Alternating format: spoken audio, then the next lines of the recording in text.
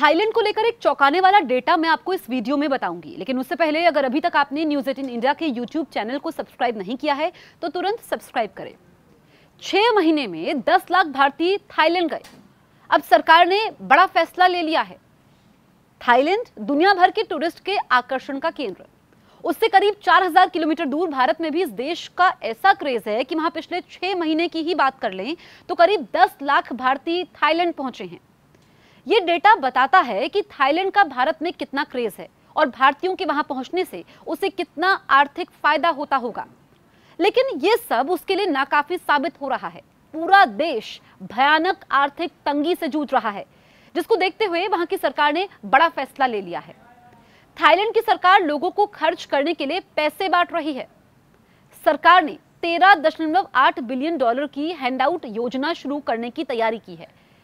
PM Srettha थाविसिन ने इस बारे में लोगों को जानकारी भी दी है। थाईलैंड के पीएम ने कहा है कि इस योजना के लिए एलिजिबल व्यक्ति 1 अगस्त से इसका रजिस्ट्रेशन करवा सकता है।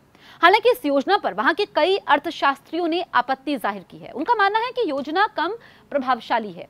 आपको बताएं कि डिजिटल वॉलेट को लेकर पिछले साल के जनरल इलेक्शन से पहले रूलिंग पार्टी श्रीथा की फेयू थाई ने वादा किया था। इसके बारे में सरकार का कहना यह था कि इस योजना से आर्थिक तूफान आ सकता है। इसके साथ ही श्रीथा ने कहा कि इससे जीडीपी ग्रोथ की अगर हम बात करें तो 1.2 से 1.6% तक बढ़ने की उम्मीद है। इस योजना का नाम डिजिटल वॉलेट दिया गया है, जिसका उद्देश्य अर्थव्यवस्था को बढ़ाना है। अब 50 मिलियन लोगों को 23,000 मिलेगा। इस योजना के तहत 50 मिलियन लोगों को करीब 23,000 तक की राशि दी जाएगी। इसे वे सभी स्थानीय व्यवसाय में खर्च कर सकते हैं। हालांकि इस पैसे को लेकर कुछ सीमाएं तय की गई है। डिजिटल वॉलेट की लागत अरबों डॉलर होगी। वहां के डिप्टी मिनिस्टर इन फाइनेंस जुलापन ने कहा है कि योजना की लागत 500 बिलियन बाहट से घटकर आपको बताएं कि 450 बिलियन बाहट हो पाया है। बाहट वहां की करेंसी है।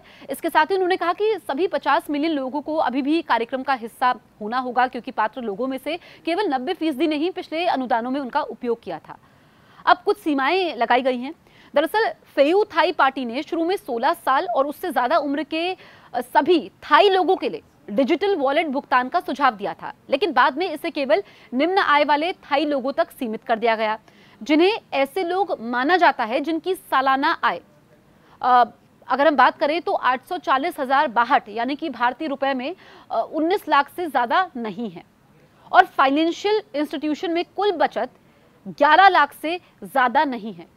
ये पहले नियम तय किया गया था। अब इसकी कुछ सीमाएं हैं। इस योजना का कितना फायदा होता है या फिर ये गलत साबित होती है, इसके लिए थोड़ा इंतजार करना होगा।